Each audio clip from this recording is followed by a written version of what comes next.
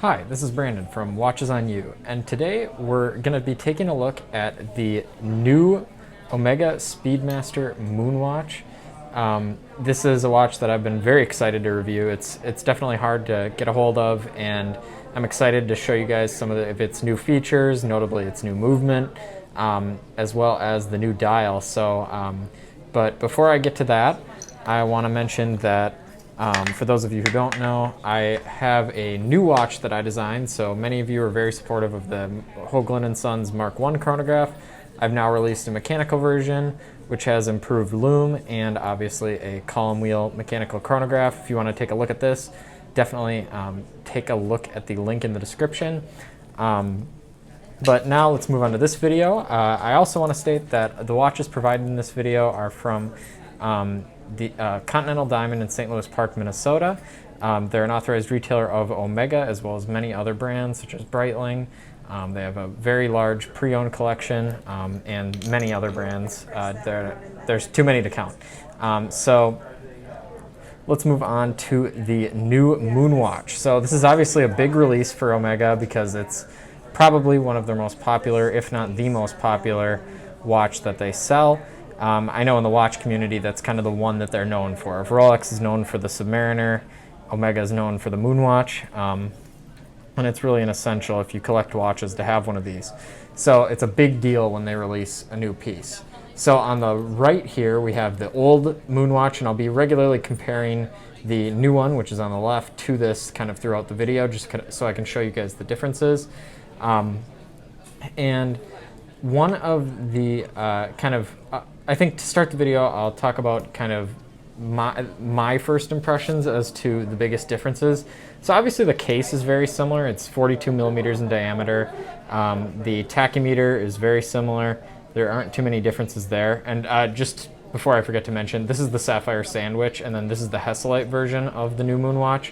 There is a Sapphire version, again, it's just kind of hard to get a hold of them, so I was really lucky to get a hold of this. One thing, I wish I would have had the new Bracelet because that is a big addition, but I can kind of compare my impressions of that to the older version just to show you kind of what you could expect it to look like. But I'll leave a link in the description to Omega's website just so you can check it out there. But moving on to the new watch, so for me the biggest difference that's kind of visual is the dial. You can see when compared to the old one, the subdials sink in a lot less on the older version and a lot more on the new version. I think that this makes the watch look a little bit higher quality, and it looks like it has a higher attention to detail than on the older version, just because they made that extra effort to add that detail into the dial. It is very apparent in person, and that's kind of the easiest way you could identify whether or not someone has one of the new Moonwatch. Also, one thing I noticed that's a little bit more subtle, and it applies more to how it feels on the wrist really than how it looks, but the Speedmaster logo, the hippocampus, is not as pronounced as on the older version. So since this is the Sapphire Sandwich, I can't really show you what the older version looks like because it is a clear case back, but it's a lot flatter with the back of the case back, and that is one thing I've noticed actually on my Seamaster, is it can often kind of, basically when you wear the watch, the only thing that touches your wrist is the Speedmaster logo, and it can be a little bit uncomfortable. But since this is more uniform with the back of the case, I think that that's a big benefit to this watch. You can also get a clear case back on this version, on the Sapphire version. So that obviously wouldn't have that problem as well because it's flat, just like as you see on this watch. But as you can see, there's some additional new text on the back. It says Co-Axial Master Chronometer, which is a big deal because it has Omega's new coaxial movement. I guess it's not really new now, but it's definitely updated from the previous version. And the movement gives you a little bit more power reserve. The old version only had a 48-hour power reserve. I say only, but when compared to the new one, it has 50 hours of power reserve. It's not that big of a difference, but in modern watches, I think I'm raising my standards a little bit. I always used to say 48 hours was kind of the bare minimum for a high-end watch like this, but I think I would say probably 72 is what I like to see it at. I know that that can be challenging just as far as making the watch as thin as possible, and given that it's a chronograph, but Rolex has made strides in this area that I think Omega should catch up on a little bit. But I can't really complain because this watch is absolutely fantastic. It looks amazing. One thing I did notice is when you wind the watch, the click is a lot louder than on the previous version, and that's obviously because of the new movement. It's a lot more, it's just a lot more pronounced as far as the clicks. As far as how it feels, you don't really feel the clicks, you just hear them. So there's not that much of a difference there. It's still very smooth and nice. And then on the chronograph pushers, it's a little bit more of, it's a little bit louder and kind of harder to push, the pushers, and I actually like that. It's a little bit more of a defined click is how I would describe it. Personally, I don't really like it when you have chronograph pushers that are extremely smooth, but I do prefer a click, and my Seamaster chronograph is actually, it definitely has that click because it's got a Valjoux 7750. This isn't quite as pronounced as that, but it does have a little bit more of a click compared to the previous version.